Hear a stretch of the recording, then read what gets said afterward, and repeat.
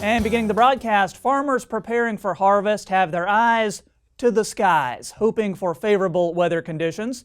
According to USDA's latest crop progress report, Nebraska's corn and soybean crop is moving along well.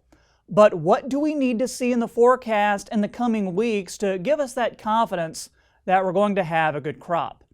DTN Senior Ag Meteorologist Emeritus Bryce Anderson joined me to discuss how weather this harvest season is shaping up. Troy, in the northern Corn Belt, the main thing I don't want to see is a new round of real hot weather. We've had more than our share of that over the last several months during this growing season.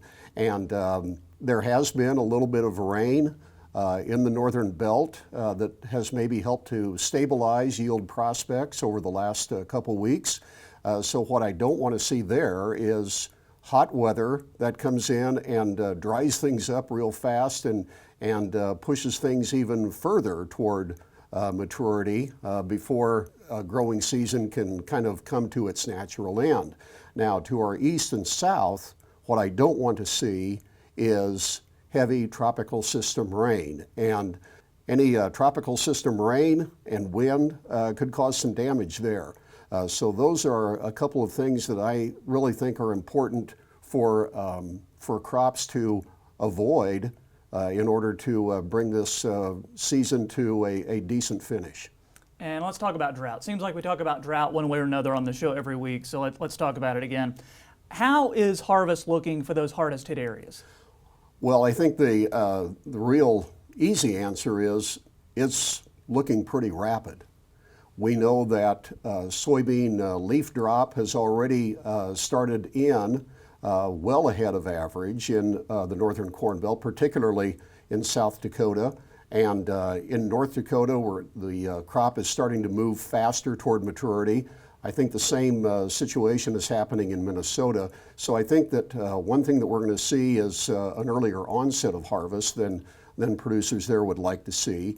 In the northern Corn Belt, there's definitely going to be a below trend line yield. No doubt about that. It's just a question now of about how much we might see. Yeah, any idea how much yield loss we could see? Well, totally, the corn yields, I think, are going to be around a couple bushels an acre below where USDA has been talking. At least that's the way some different private source outlooks, including our DTN Digital Yield Tour, came up with. And I think that's fair because the Eastern Belt has done better.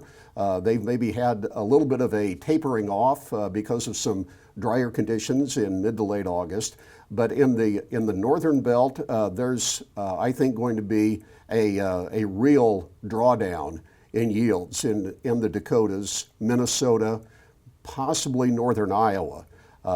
Kansas could see a tapering off as well because here in late August, there was some terrific heat that kind of scorched things during that August 20th to 25th time frame. Now, Nebraska is going to hold things up pretty well because crops in Nebraska, by and large, have been very good this year. I've even had the chance to see that firsthand for myself during mid to late July. And Nebraska crops, I think, are going to perform quite well. And increased chances for La Niña this fall too, right? Yes, there are. Now, the Pacific Ocean, as we're visiting here, basically around the 1st of September, is not showing all the signs of a La Niña feature yet. The water temperatures out in the equator area are starting to cool down some. The Southern Oscillation Index that the Australians keep track of to look at the barometric pressure component of La Niña, that feature has had a real neutral value over the last several weeks. But as we go through the balance of the fall, both the temperatures cooling relative to normal and the pressure feature getting into the plus 7 value and then higher in the Southern Oscillation Index, those are expected to come together, which would leave us with at least a weak La Niña to finish out the year. And if that happens, I think it's going to be favorable for harvest conditions with a drier fall. It may lead to some questions about soil moisture availability for planting winter wheat, and I think that's important to keep in mind.